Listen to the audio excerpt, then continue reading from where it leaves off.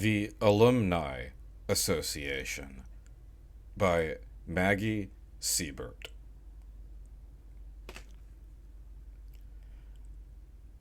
I checked my mail this morning and found a magazine.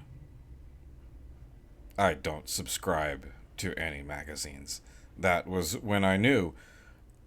I pulled it out of the mailbox, feeling for an unnatural weight or a foreign substance coating its pages. The back displayed neither my address nor my name. Breath cemented in my chest. I turned the magazine over and examined its front cover. Richmond State Magazine, it blared in a slick black font. The text sat atop a photo of a large group of students, masked, demonstrating in the campus free speech zone. The sky was unnaturally blue, with silky wisps frothing at the edges of the frame. What's right?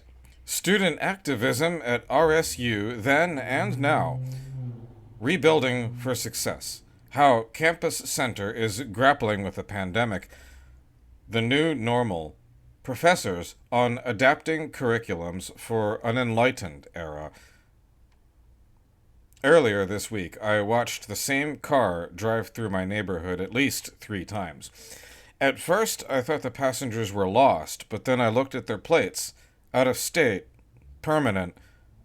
I watched the street from my kitchen window for hours and kept seeing them pass by, slowing down near my building.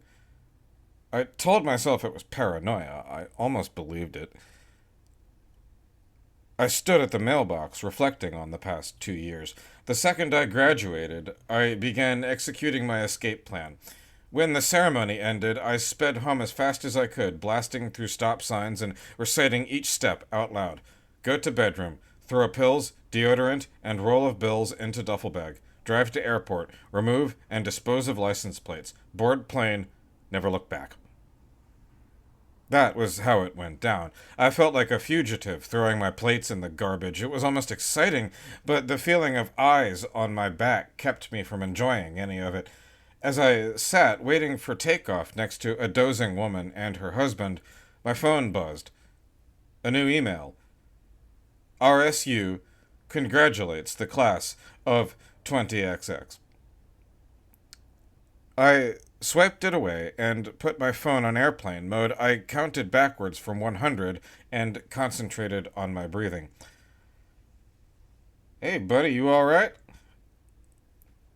I was gripping the shared armrest. I hadn't realized. The husband looked at me with a smile, disguising mild alarm. The seatbelt light flashed, and the pilot announced takeoff. I took one last look around the plane and saw no familiar or suspicious faces. I turned back to my seatmate and grinned. I'm going to be. I landed in a town across the country. I won't say where. I checked into a youth hostel, a shared room with a rotating cast of 7 other people. I hunted for a new place and washed the same 3 outfits over and over again in the bathroom sink with a bar of soap. In between searching for apartments, I lined up a job with a construction company that paid me weekly under the table. I saved. My wad of cash grew. I worked outside. This was what I always wanted. I never wanted to go to college. I thought about the kind of place I'd be moving into. I thought about furniture I was going to buy, hobbies I would discover. For a few weeks, my dread lessened. I began to get comfortable. I began to wonder if they would ever find me. Right when, ever so slightly, I found myself relaxing, they started calling. The calls came at odd hours. Early in the morning sometimes, but more often at 9 or 10 p.m. At first, I passed the calls as soon as the familiar area code flashed my phone to life, but when they started coming from restricted numbers, I found myself tentatively answering. Good evening. This is Sarah with the RSU Alumni Association. We'd like to hear a little bit about what you've been up to since graduation.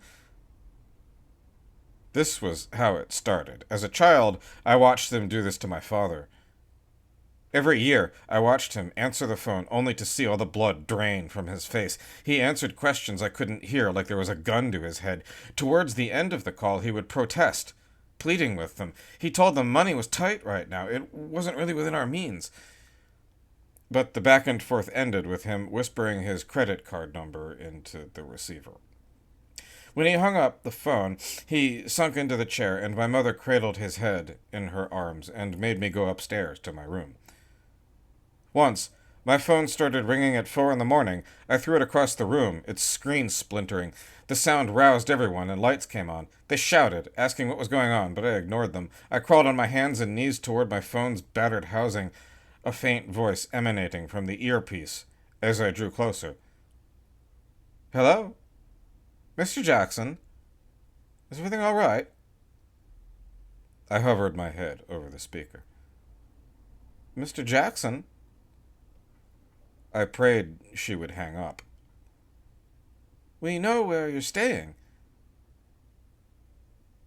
Hours later, I was on a bus, headed for another town a few states over. I checked into a motel under a different name. I scoured Craigslist for openings and eventually found a one-room apartment with a communal bathroom on the outskirts of town. With no car, I walked to my apartment with the landlord. "Who'd you rent from last?" he asked, sucking on a thick wad of dip. "I lived in student housing." "Uh-huh," he said. "Do you have a copy of the lease?" "Buddy, I don't work like that," he said. We talked. I produced 3 months' worth of rent from my back pocket, 2/3 of the money I saved. He counted it, then shoved it down the front of his pants. He spat a dark wad on the sidewalk, then beckoned to me. "All right, let me show you around." I forwarded none of my mail. No one knew my address. I bought 50-pound bags of rice and pallets of canned red beans and prayed no one would reach out. I pawned my laptop and used the rest of my cash to buy a bare-bones AR-15 and a prepaid cell phone with no internet. From then on, I only made calls, never taking any. Still, they somehow left voicemails almost every night. "Hi, Mr. Jackson. This is Tom with the Alumni Association. We've been hoping to get in touch with you about how things have been since graduation. We just want to see how the Bengal community is adjusting to their new lives." "Hi, Mr. Jackson. This is Adrian with the Alumni Association. We understand you're busy with everything going on, but if you could give us a few minutes of your time, we would really appreciate it. We know your fucking address." My father's mental health deteriorated when I reached adolescence. We moved around frequently and began living frugally. I ate boxed mac and cheese 5 nights a week and stopped asking what my parents were saving so much money for.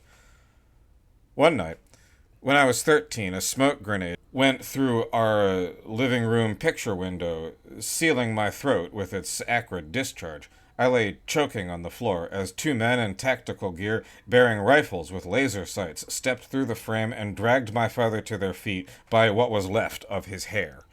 They asked him if he was going to pay up.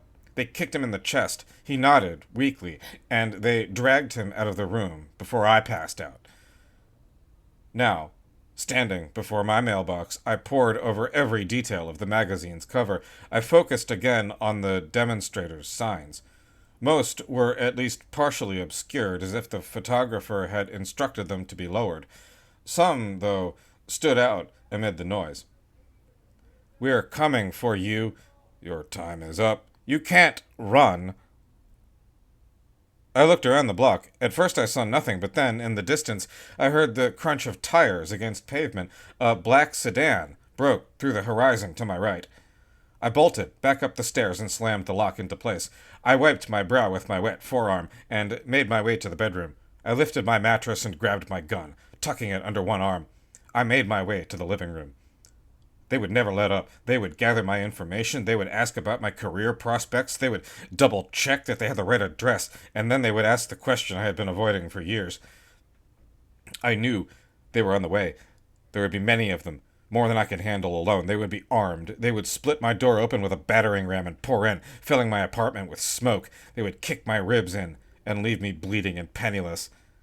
And while they would get what they wanted, from other alumni eventually. They would not get it from me. Not while I'm alive.